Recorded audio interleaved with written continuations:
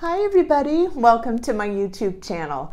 My name is Jill, otherwise known as the Enlightened Target, and this channel is devoted to narcissistic abuse awareness and recovery, parental alienation, complex post-traumatic stress disorder, and anything and everything associated with those three main topics. Today we are talking about what you can expect when you go no contact with a narcissist or a family of narcissists. First of all, let me explain what no contact means, because there is a lot of confusion out there. No contact means exactly that. No contact of any kind. So that includes text messages, looking at their social media, driving by their house, going to the same gym, sharing dogs, wishing them a happy birthday, trying to work with them, keeping in touch with their parents, etc. When we say no contact, we mean nothing, zero contact of any kind or form. This also means blocking them from any way of contacting you through any medium. The reason this is necessary is because usually we have come to a place in our lives where we finally realize that this relationship is toxic and that any communication with this person will end in us being abused or exploited. We do not go no contact as a means of revenge or torture or for cruelty's sakes.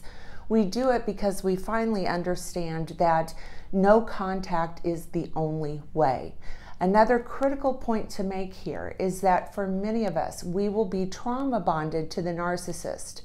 A trauma bond is a very real and literal biological and physiological addiction that we have to the narcissist, who is a very real and serious abuser most times.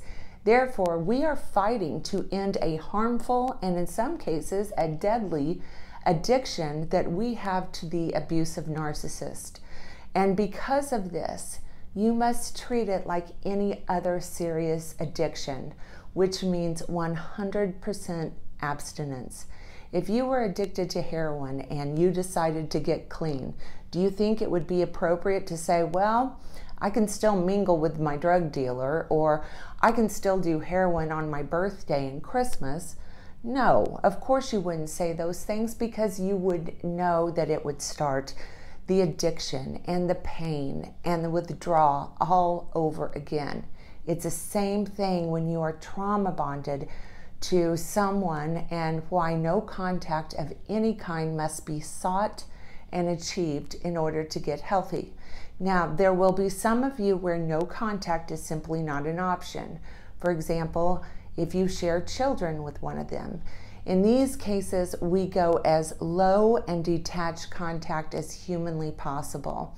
However, for this video, this is for those of us who can go no contact, and I'm going to give you my top 5 things you can expect from the narcissist when you implement no contact. If you are new to my channel, I'd like to welcome you and invite you to please subscribe and hit that notification bell, because I put out new videos every week. Also, if you are interested in private one-on-one narcissistic abuse recovery coaching with me, please visit my website or send me an email. Both are linked in the description below. So today we are talking about the top 5 things you can expect from the narcissist when you go no contact. Number 1, they are likely to try and get in touch with you somehow with tons of manipulation, tons of I'm sorries, and tons of I'll do better. You must remember, the narcissist has an addiction to you as well. If you are breaking it off with a narcissist and you are taking the narcissistic supply away from them that you provide, that can feel agonizing to the narcissist. Therefore, they may try and manipulate you and gaslight you into believing that they are truly sorry and that they will change. However, this is just a manipulation. It's not true. And on top of that, if you decide to believe them and take them back, then the trauma bond you have to this person is going to get stronger, and the abuse will likely get more frequent and more intense than before, because they know they have successfully manipulated you into taking them back. Number 2, if they cannot get a hold of you, and if their attempts to reconnect with you fail, they may very well start stalking you. They will typically believe that you must be cheating, and they want to find out exactly what's going on. The reason they will believe that you are cheating is because they likely have been cheating, or they know the only way they would discard you is if they had another source of narcissistic supply lined up.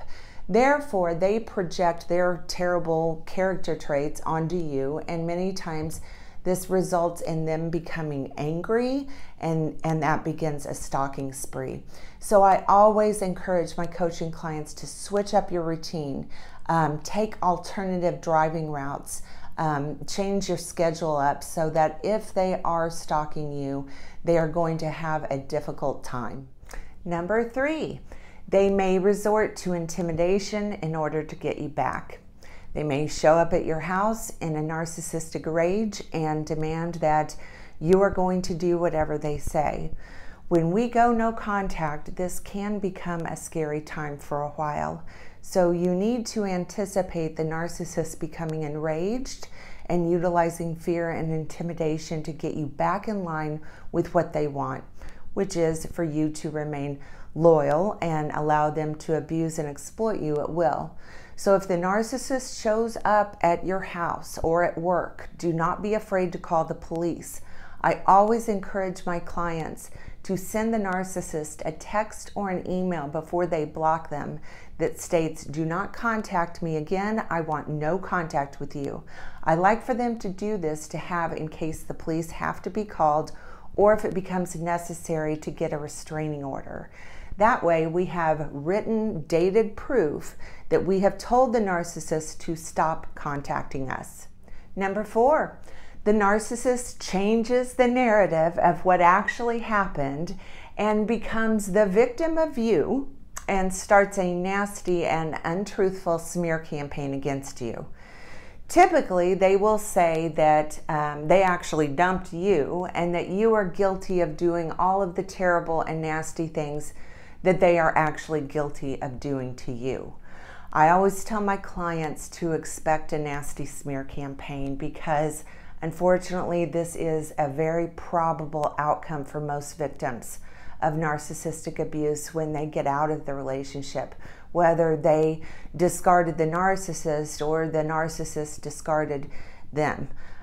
You have to remember, the narcissist has to take every situation that they find themselves in and turn the narrative into one that makes them the hero, the victim, or the martyr, or some combination of all three. So you might as well brace yourself for this one.